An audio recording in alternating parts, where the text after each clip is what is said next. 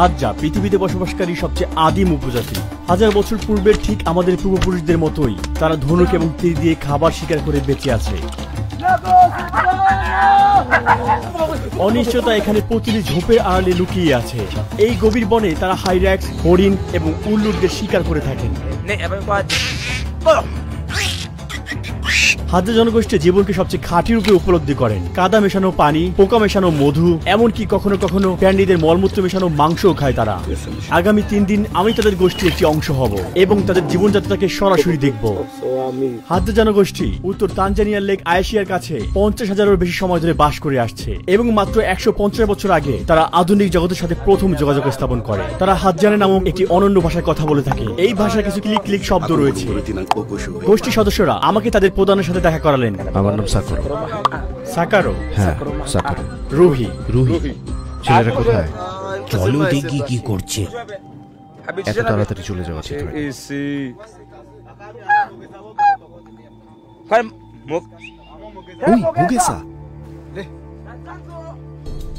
আমরা হজ্জাবে ভূমিতে আপনাকে স্বাগতম জানাই। সবাই এখানে জমা হও। শিকারের দক্ষতা তাদের পরনে থাকা চামড়া এবং লোমে স্পষ্ট। এই জিনিসটা কি? হ্যাঁ, তোমার মাথায়। বাবুনের তৈরি। বাবুন? ওটা বাবুনের চামড়া। যখন আমি ছোট ছিলাম তখন আমি সারাক্ষণ খাতাম, কিন্তু আমার মা এগুলো পছন্দ করতো না, তাই আমার মুখে এগুলো দাগ বানিয়ে দিয়েছে। অশ্রুতে লবণ দিলে এভাবে ক্ষত হয়ে যায় এবং শিশুরা শিখে ব্যথায় যেন না কাটতে হয়। এখন আমি বড় হয়েছি আর বাচ্চা নেই। এখানে কিছু যুবক পরের শিকারের জন্য তাদের সরঞ্জাম তৈরি করছে এবং মেরামত করছে। এটি প্রজন্মের পর প্রজন্ম ধরে চলে আসা একটি দক্ষতা।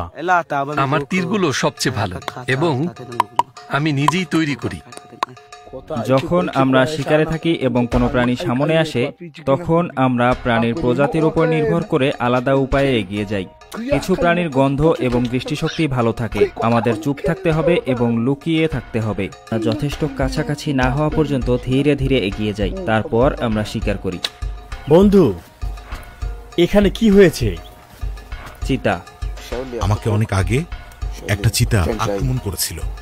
তারা তীরগুলোকে বিশেষ নকশা দিয়ে সাজায়। যদি কোনো কারণে কারো তীর হারিয়ে যায়, তারা এভাবেই নিজেদের তীরটি খুঁজে পায়। এছাড়াও এটা নির্ধারণ করে কে শিকারকে তখন আঘাত করেছিল।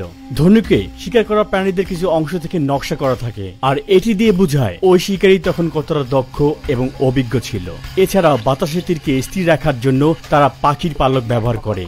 তীর তৈরি করতে প্রথমে তারা একটি কাঠের টুকরো নেয় এবং সাবধানে এটির বাকল ছাড়ায়। এটি যতটা সম্ভব হালকা এবং সোজা হতে হবে। তারা সবসময় সম্মুখ ভাগ নিয়ন্ত্রণ করে এবং দাঁত ব্যবহার করে লাঠি সোজা করে থাকে। সবচেয়ে কোন প্রাণীটি তুমি ভয় পাও? হাতি, সিংহ এবং চিতা। হাতির একটি বিশাল ঠোঁট আছে। তারা প্রায় যে কোনো কিছু ধরে খেতে পারে। তারা ধীরে ধীরে খায়। তাদের কাছে কখনো যাবেন না। আপনাকে তাদের থেকে দূরে থাকতে হবে। তারা আপনাকে আক্রমণ করতে পারে এবং আপনাকে 2 টুকরা করতে পারে।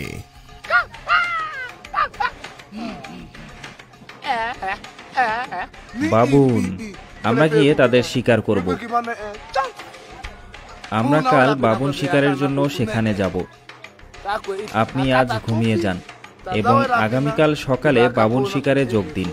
আমরা ভোর হওয়ার আগে একত্রিত হয়েছি। সাকারো অন্য শিকারীদের জায়গাতে চিৎকার করছে। বলে রাখছি, এই ভিডিওর কিছু অংশ সংবেদনশীল হতে পারে আপনাদের জন্য। আমরা অনুরোধ করব হাজ্জা গোষ্ঠীর জীবনধারা এবং সংস্কৃতিকে শ্রদ্ধা নিয়ে মুক্ত মনে দেখার জন্য। সবাই একবার প্রস্তুত হয়ে গেলে এই জঙ্গলে আমাদের যাত্রা শুরু হবে। তারা বিভিন্ন দলে বিভক্ত হয়, এভাবেই তারা শিকারে তাদের সুযোগ নেয়। আচ্ছা, তারা সকলেই প্রস্তুতি নিচ্ছে। দেখা যাক কি হয়। একবার দিনের আলো দেখা মাত্রই আমরা সবাই জঙ্গলে ঢুকে যাচ্ছি। সাকারোর সামনে চলেছে। আমাদের সামনে প্রায় 10টি শিকারী কুকুর রয়েছে, সবগুলো সতর্ক অবস্থায়। শিকারীরা ছুরি, ধনুক, বিষাক্ত এবং অবিষাক্ত তীর বহন করছে। সাকারো এই পথ থেকে ইশারা প্রদান করলো। আমরা এখন আলাদা হচ্ছি। ওই দিকটা দেখো। এখন আমরা এই দলটিকে অনুসরণ করব। আমাদের ক্রুদের একজন সাকারো এবং কুকুরদের অনুসরণ করছে। শিকার চলাকালীন আমরা মাঝে মাঝে বিভিন্ন দলে বিভক্ত হয়ে যাব। এই বিশাল এলাকায় কুকুরগুলো আমাদের চোখ এবং কান হিসেবে কাজ করছে। তারা ছড়িয়ে পড়েছে এবং বিভিন্ন জায়গায় অনুসন্ধান চালিয়ে যাচ্ছে। এই কৌশলটি আমাদের এবং কুকুরদের বেশি জায়গা জুড়ে খোঁজার সুযোগ করে দেয় এবং বেশি প্রাণীদের দেখার সম্ভাবনা বাড়িয়ে দেয়। বন্ধু দেখো,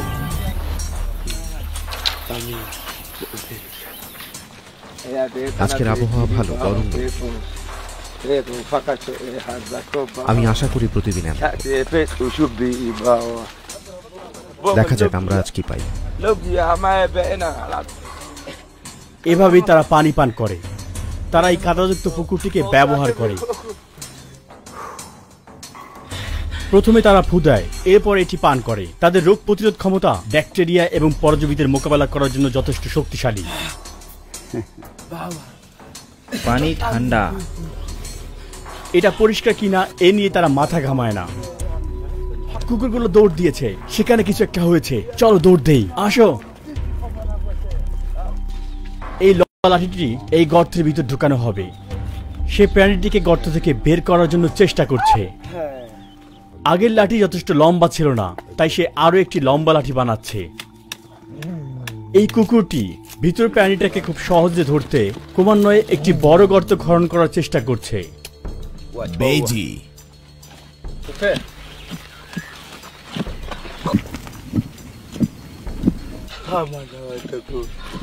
তারা হাল ছেড়ে দিয়েছে। সময় খুবই গুরুত্বপূর্ণ। এখন সামনে এগিয়ে যাওয়ার সময়। হাজ্জা গোষ্ঠী যাযাবর জীবনযাপন করে। তারা খাবার মজুদ কিংবা চাষাবাদে লিপ্ত নয়। তারা সম্পূর্ণভাবে শিকার এবং সংগ্রহের উপর নির্ভর করে।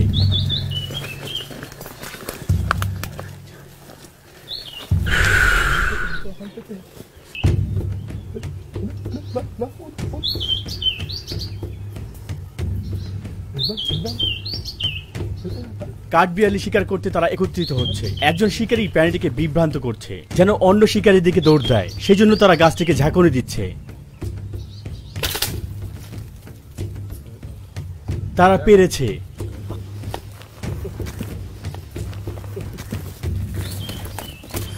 এটা তাদের দিনের প্রথম শিকার। কাঠবিড়ালি ধরা সহজ না।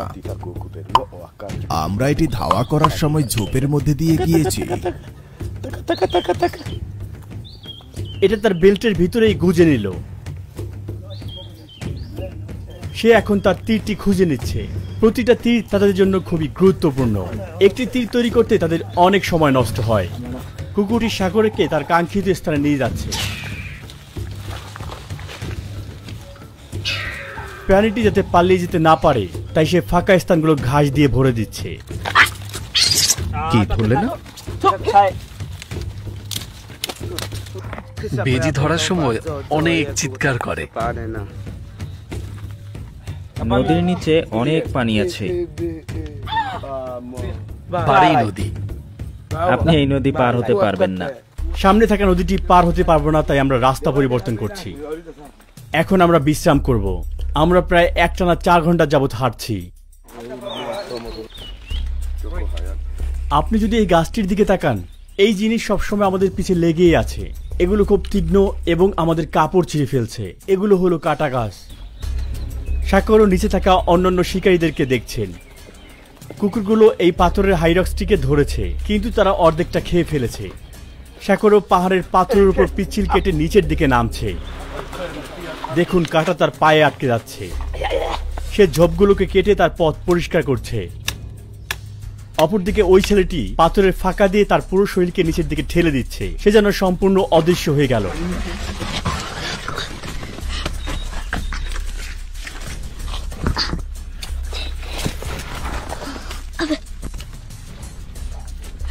পাথরের ভিতরে প্রবেশ করা ছেলেটি পুরো এলাকার এক প্রান্ত থেকে অন্য প্রান্তে ঘুরে বেড়াচ্ছে। সে এবং তার কুকুরগুলো খুবই ছোট্ট জায়গায় শিকারির জন্য অনুসন্ধান চালাচ্ছে। তারা ওই পাথরের নিচে আরো একটি হাইরাক্সকে তীর মেরেছে। সাবধান, এটা সেদিকে গেল। তারা সেখানে কিছু একটা দেখেছে। আমার মনে হয় কুকুরগুলো এটা বুঝতে পেরেছে। এটি একটি বড় রক হাইরাক্স। তারা এটিকে বের করার চেষ্টা করছে। এটি তাদের নাগালের বাইরে থাকা একটি প্রস্তুতকৃত খাবার। বাসার ভিতরে যেটা ছিল ওটা ধরা পড়েছে। এটা এখানে। প্রাণীটি এখনো জীবিত আছে। সে তার শিকারীকে মেরে ফেলতে চেষ্টা করছে। এটি তার জন্য খুবই খারাপ একটি দিন, খুবই খারাপ একটি মৃত্যু। এটা ইতিমধ্যে মরে গেছে। হাইরাক্স।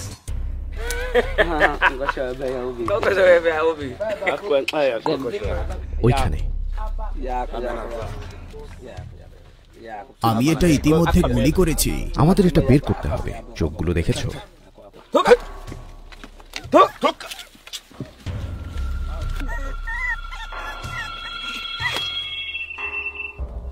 এরা এভাবে কাঁদে, কিন্তু আমরা এ নিয়ে চিন্তা করি না। এটা শুধু খাবার। চোখগুলো দেখেছো? কুকুরগুলো এটি নেওয়ার চেষ্টা করছে।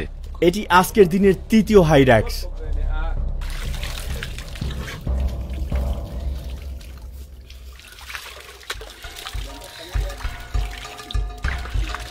মাত্র 50 বছরে হাজ্জা গোষ্ঠী তাদের প্রতিবেশীদের কাছে তাদের 90% জমি হারিয়েছে। তারা ফসল এবং গবাদি পশুর জন্য গাছ কাটছে এবং বন্য প্রাণীদেরকে তাড়িয়ে দিচ্ছে।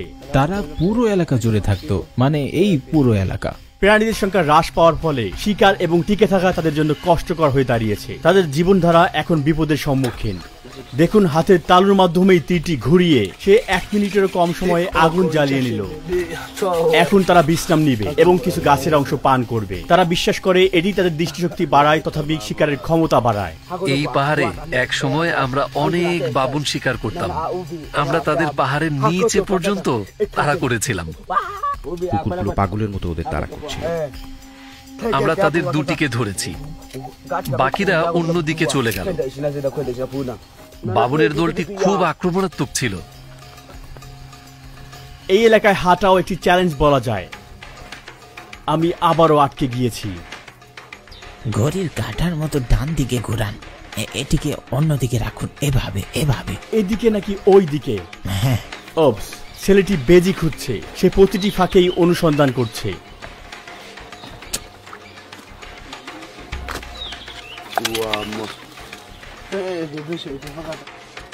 এটা ঠিক এখানেই লুকিয়ে ছিল, তুমি কেন পাচ্ছ না? কিন্তু এটা এখনো জীবিত আছে। এটা কামড়ায়। সাবধান, এর ধারালো দাঁত আছে।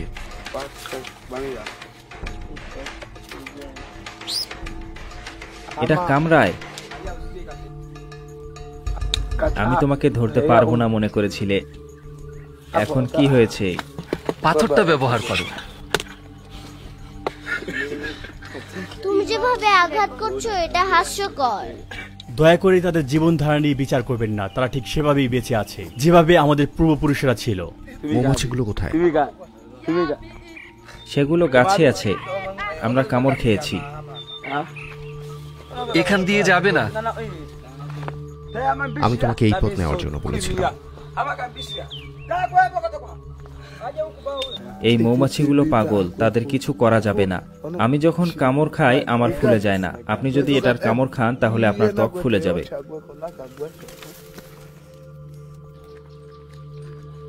এটা খুব ক্লান্তিকর শিকার ছিল। খুবই ক্লান্তিকর। পাহাড়ে প্রাণীদের শিকারের সময় আমরা মাত্র 7 ঘন্টায় প্রায় 36,000 কদম হেঁটেছিলাম। সে বলল বাবনদের ক্ষেত্রে তারা নিচের মাংস পছন্দ করে। আর কোন অংশ জানো? আমরা বাবুনের হাত এবং পিছনের অংশ খেতে পছন্দ করি। বাবুনের নিতম্ব মিষ্টি। অবশিষ্টাংশ খাওয়ার জন্য কুকুরগুলো গভীরভাবে অপেক্ষা করছে। আমি যদি সব মাংস খেতে পারতাম। মাংস দেখতে সুস্বাদু লাগে। তারা শিকার করা প্রাণীর নখ থেকে খাওয়া শুরু করে। তারা কোনো অংশই নষ্ট করে না। তাদের প্রতিটি কামড়ের শব্দ শোনা যায়, কারণ তারা হাড় সহই মাংস খায়।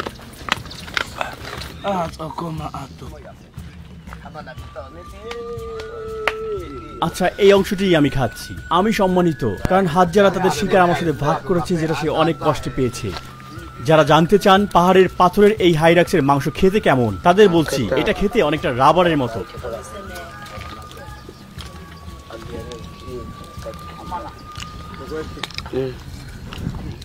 হাইরাক্স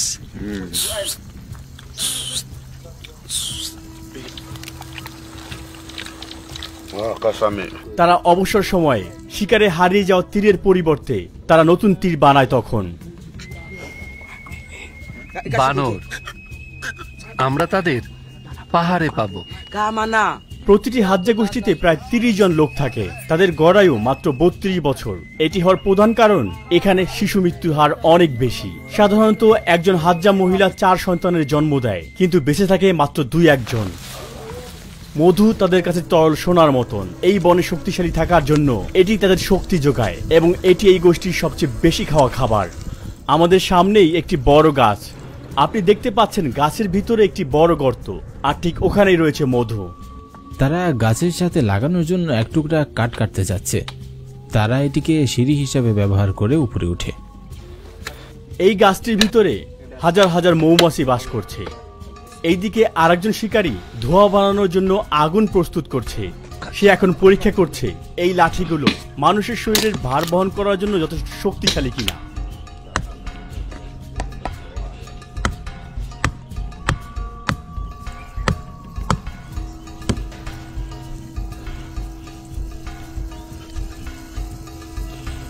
মৌমাছিদেরকে শান্ত রাখতে সে এখন ধোঁয়া এবং লাঠিগুলোকে ভিতরে প্রবেশ করাচ্ছে। ভিতরে এই প্রচন্ড ভন ভন শব্দ এখানে থাকা হাজারো মৌমাছি সৃষ্টি করছে। সে ইতিমধ্যেই অনেকগুলো কামড় খেয়েছে, কিন্তু মধু পাওয়ার জন্য তিনি এই যন্ত্রণা সহ্য করছেন। তাকে দ্রুত করতে হবে, কারণ মৌমাছি গর্ত থেকে বেরিয়ে এলেই আমাদেরকে তারা খেতে হবে।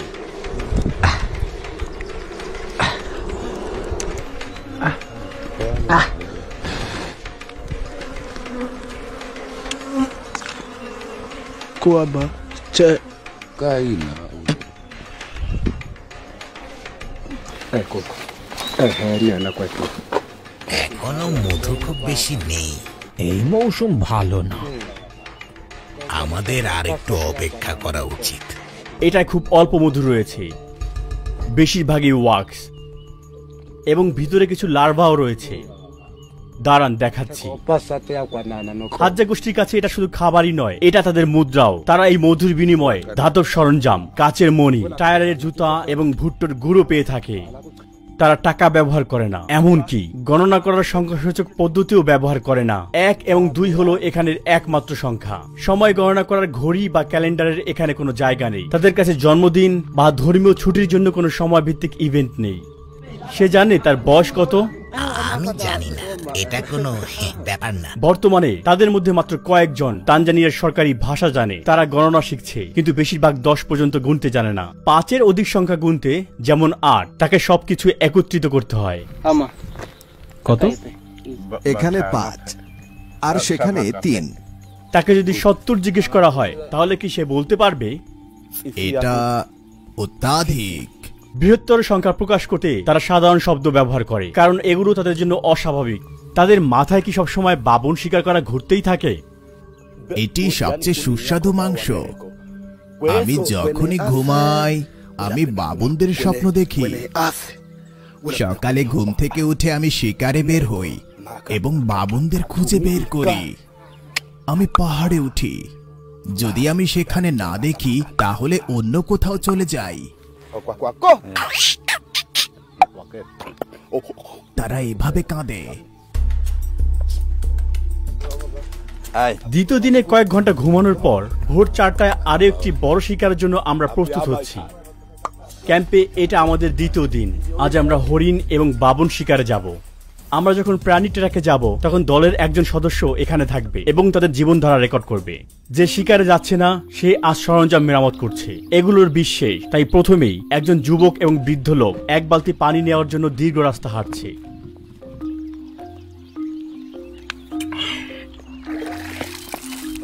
দৈনন্দিন কাজে ব্যস্ত থাকলেও তারা এখানেও নজর রাখে আজকের খাবারের জন্য কিছু শিকার করতে এবং সব সুযোগের সদ্ব্যবহার করতে। অনেকগুলো ব্যর্থ প্রচেষ্টার পরে সে একটি বড় শামুক খুঁজে পায় এবং শিবিরে ফিরে আসে। এটা একটা বড় শামুক। আমরা হাজ্জা গোষ্ঠীরা এগুলো খেয়ে থাকি। আমরা এটাকে আগুনে রান্না করে খাই। ভালোভাবে রান্না করলে এটা খেতে অনেক মজা হয়। আপনি ওই পাহাড়গুলো দেখতে পাচ্ছেন? তারা বলে সেখানে অনেক হায়েনা আছে। কম বয়স্করা খুব একটা শামুক পছন্দ করে না, তাই তারা এগুলো বড়দেরকে দিয়ে দেয়। অতীতে যখন গোত্রের কোনো সদস্য বৃদ্ধ হয়ে যেত, তখন তরুণরা তাদের জন্য একটি বড় প্রাণী শিকার করত এবং তাকে ফেলে দেওয়ার আগে শেষ আয়োজন হিসেবে মাংস উপহার দিত। বর্তমানে তারা বয়স্ক সদস্যের যত্ন নেয় এবং তাদের সাথে শিকার ভাগ করে নেয়। এই ডাল হচ্ছে ডেজার্ট রোজ গাছের, যা হাজ্জা শিকারীদের বড় শিকারের সাথে লড়াই করার ক্ষেত্রে বিশেষ অবদান রাখে। বিষ বন্ধু, এটার ভিতরে বিষ। তারা প্রথমে ডালটিকে টুকরো টুকরো করে কাটে, সবগুলোকে একত্রে একটি পাত্রে রাখে। এরপরে ঠান্ডা পানি টুকরোগুলোর উপর ঢেলে দেওয়া হয় এবং মিশ্রণটি ফুটানো হয়। এরপরে সে পাতার মাধ্যমে ওখানের ফেনাগুলোকে সরিয়ে নেয়। টুকরোগুলোকে বের করার পর ঘন হয়ে যাওয়া পর্যন্ত ওই মিশ্রণকে সিদ্ধ করে।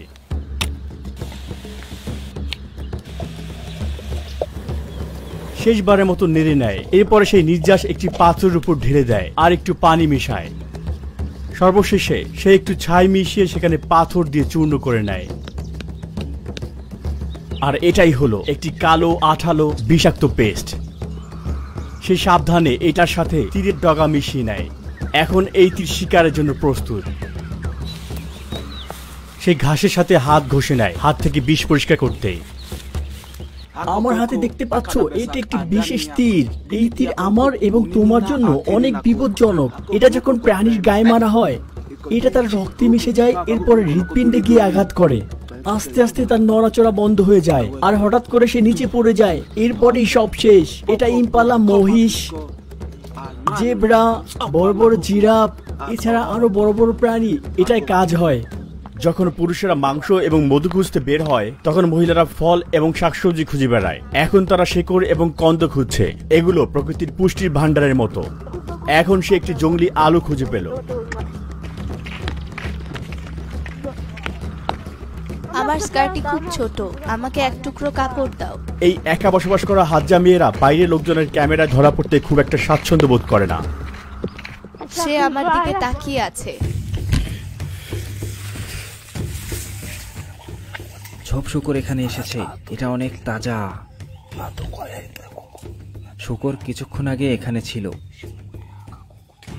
ঝোপ শুকর। আমরা এটাকে ধাওয়া করার চেষ্টা করব। কুকুরগুলো আমাদের সাহায্য করবে।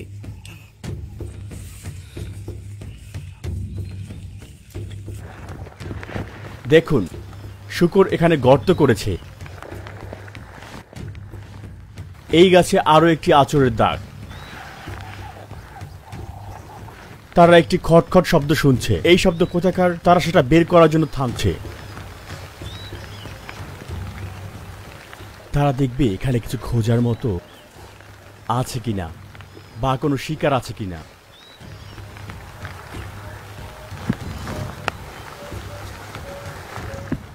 কিছুই নেই।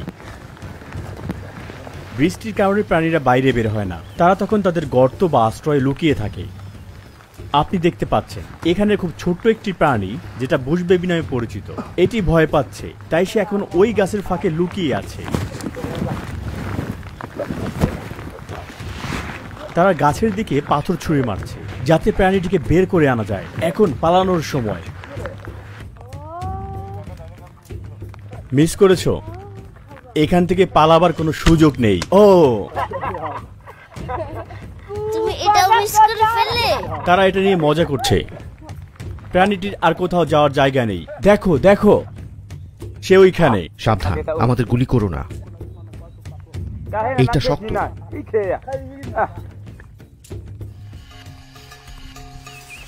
এখানে আরো একটি আছে। ছেলেটি আরেকটা বুশ বেবির বাসা দেখছে। এটা ভিতরে লুকিয়ে আছে। দ্বিতীয় চেষ্টার পরে এটা আর নড়তে পারছে না। ছেলেটি এখন গাছে ওঠার জন্য নিজের পথ পরিষ্কার করছে। ছেলেটি বুশ বেবির বাসায় উঠতে চেষ্টা করছে।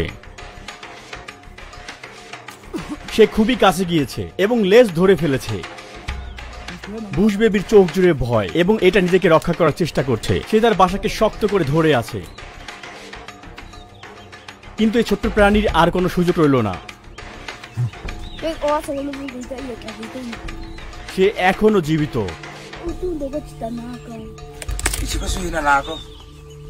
তার জীবন এখানেই শেষ। এই প্রাণীটিকে বলা হয় বুশ বেবি। রাতের সময় এরা বেশিরভাগ সক্রিয় থাকে। আমরা ঘুমন্ত অবস্থা তাকে ধরেছি। তার মাথায় লেগেছে। ও, এটা চোখের ভিতরে প্রবেশ করেছে। এটা এখান দিয়ে ঢুকেছে আর এদিক দিয়ে বের হয়েছে। এটার হাতগুলো দেখুন, দেখতে অনেকটা বানরের মতো।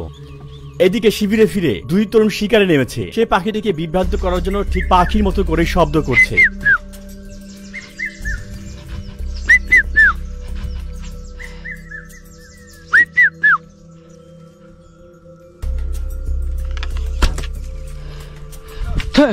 খুব কাছে ছিল, তারপরে সে মিস করেছে।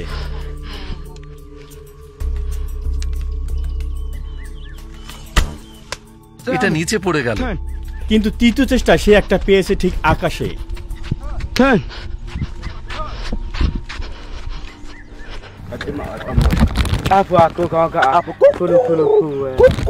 আমরা একটা ঘুঘু পেয়েছি। এই কুকুরটি কি হয়েছে? তার শরীরে অনেক দাগ। বানররা আমাদের কুকুরের এই ক্ষত তৈরি করেছে। বাবুন আঁচড় দিয়েছে? বাবুন? হ্যাঁ, কামড়িয়েছে। আচ্ছা, যেহেতু বৃষ্টি থেমে গেছে, এখন প্রাণীরা তাদের আশ্রয় থেকে বেরিয়ে আসতে পারে, আর হাজ্জা তাদেরকে শিকার করার জন্য প্রস্তুত।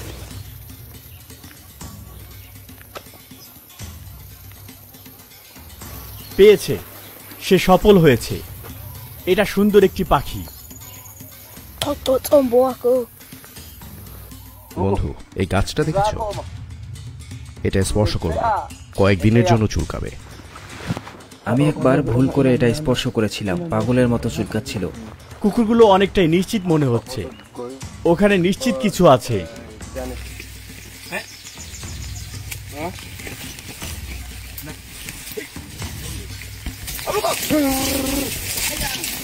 জলদি করো, কুকুরগুলো এটা খাচ্ছে। আমার কাছে আমার ধনুক নেই, আমার তীরগুলো দেখতে পাচ্ছি না।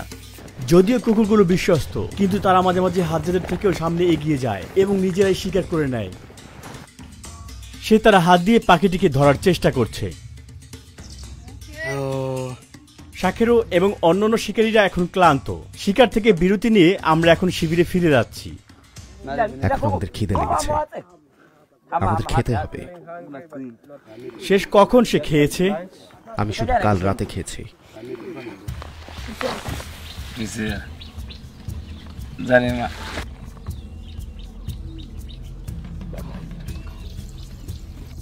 অতীতে প্রাণী অনেক থাকায় জীবন ভালো ছিল, কিন্তু এখন সব গায়েব হয়ে গেছে। বাবুন পাওয়া কঠিন, তারা এখন আরো চালাক। মৃত্যু সম্পর্কে সে কি ভাবে?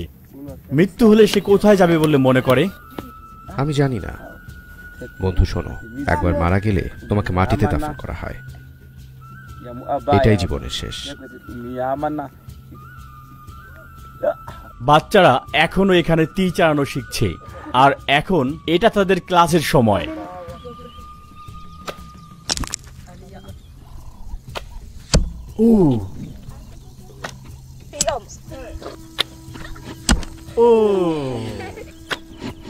সুন্দর। ভবিষ্যৎ নিয়ে এদের স্বপ্ন কি? তুমি কি তাকে বুঝতে পারো? বড় হলে কি হব? এটা আমি জানি না। আমি কি উত্তর দিব বুঝতে পারছি না। কখনো কখনো তাদের পক্ষে ভবিষ্যতের কথা বলা কঠিন হয়ে পড়ে। হ্যাঁ, ভবিষ্যৎ সম্পর্কে কোনো ধারণাই নেই। আমরা এই তীরের ফলকগুলো দাতুগা গোত্রের কাছ থেকে পাই। বিনিময়ে আমরা তাদের মধু এবং ঐতিহ্যবাহী ঔষধি দেই। আমরা পাহাড়ের উপরে যাব, অনেক দূর। নতুন একটি সকাল। হাজ্জা গোত্রের সাথে আমার আজ তৃতীয় দিন। যখন আমরা ঘুমিয়েছিলাম তখন শিকারে যাওয়া একটি দল এখন ফিরে এসেছে। গতকাল সন্ধ্যার পর থেকে আমরা শিকার করছি এবং অবশেষে এই হরিণটিকে ধরেছি। এটা ছোট, কিন্তু আমরা এটা ভাগ করে নেব। স্পর্শ করো না, তুমি তো শিকারেও যাওনি। তারা একটি হরিণ পেয়েছে, এটাকে বলে ডিকটিক। আমরা বাবুনদের কাছাকাছি যাচ্ছি। যারা শিবিরে ছিল তারা একটি কুঁড়েঘর নির্মাণ শুরু করেছে এবং দুইজন লোক উপযুক্ত ডালপালা এবং পাতা সংগ্রহ করতে ঝোপের দিকে যাচ্ছে।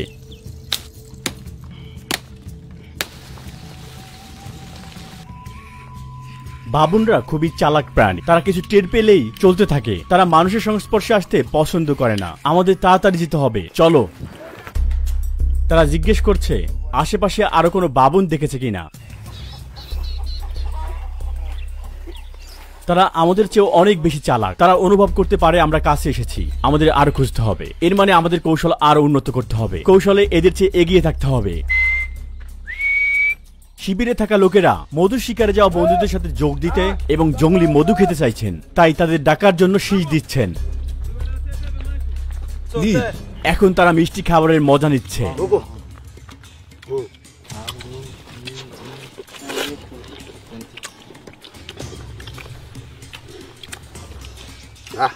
মধু মিষ্টি, কিন্তু মৌমাছি পাগল।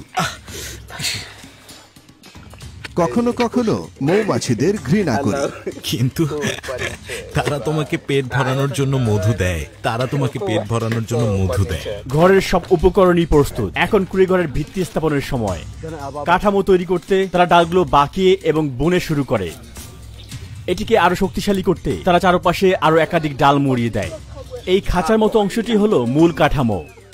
এরপরে তারা ভিত্তিটিকে জঙ্গলি অ্যালোভেরা গাছ দিয়ে ঘিরে দিল এবং উপরের অংশ পাতা এবং ঘাস দিয়ে ঢেকে দিল।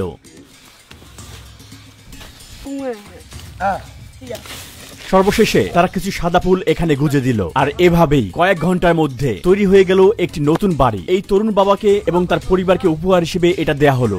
বাড়িটা হয়ে গেছে, তুমি চাইলে এখন এখানে ঘুমোতেও পারবে। চলো একবার দেখি। এটি ঐতিহ্যবাহী হাতজা কুঁড়ে ঘর। আমরা এভাবেই এটি তৈরি করি। বলো। বাবুনরা সাধারণত এই বড় বাওয়াব গাছে চড়ে, তাই আমরা প্রতিটি গাছ পরীক্ষা করে দেখছি। কিন্তু আমাদের মূল লক্ষ্য হলো ওই পাহাড়গুলোর কাছে পৌঁছানো। তারা বলেছে ঠিক ওইখানে অনেকগুলো বাবুন বাস করে। পথ ধরে হাঁটার সময় আমরা পাথরের মধ্যে লুকিয়ে থাকা একদল রক্স হাইরাক্সকে দেখতে পেলাম। তারা মোট 5টি হাইরাক্স পেয়েছে। এখন বাবুনদের জন্য এগিয়ে যাওয়ার সময়। তারা পেটের খিদে মেটাতে রক্স হাইরাক্সের পেট খাচ্ছে, যা অর্ধেক পরিপাকৃত খাবার এবং পেটের অ্যাসিডের মিশ্রণে প্রায় মলের মতো অবস্থা। স্যাকরো পুরো এলাকা খুঁজে দেখেছে, কিন্তু কোনো বাবুন খুঁজে পাওয়া যায়নি। আজ রাতেই আমাদের ভাগ্য পরীক্ষা করব। বাবুনরা অতীতের অভিজ্ঞতা থেকে শিখতে পারে। যেই জায়গায় তারা হুমকির সম্মুখীন হয়েছিল তারা সেটা এড়িয়ে চলে। মনে হচ্ছে তারা এই জায়গা পরিত্যাগ করেছে। হাজারা কৌশল পরিবর্তন করেছে। তারা আজ রাতে ভিন্ন অঞ্চলে বাবুনদের তাড়া করবে।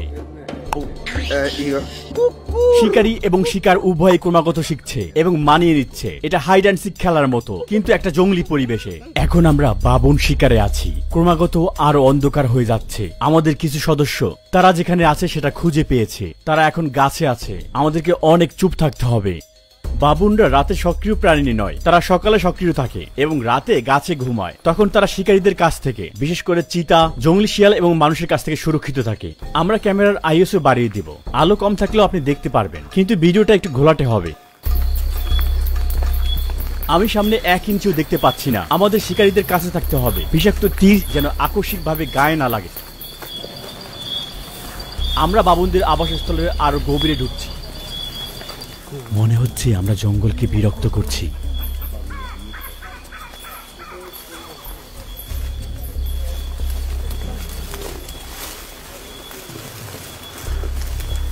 মুসা, এটা কিসের শব্দ?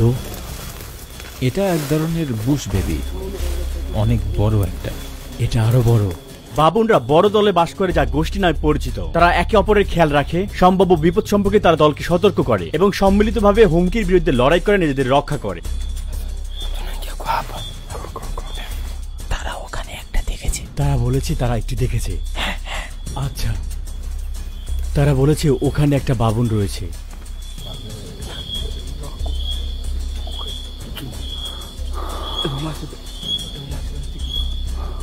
আমাদের সরে যেতে হবে। তারা এখানে নেই। বাবুনরা অত্যন্ত দক্ষ। মাটিতে এবং গাছে তারা খুব দ্রুত চলাচল করতে পারে।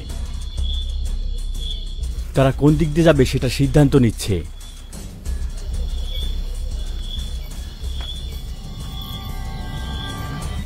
সাবধান, এটা পিচ্ছিল। আমরা স্রোতের ধার ধরে হাঁটছি। নিচে একটি খাড়া ঢাল রয়েছে। এটা এতটাই সরু যে এমনকি একজন ব্যক্তির পক্ষেও তা পার হওয়া কঠিন।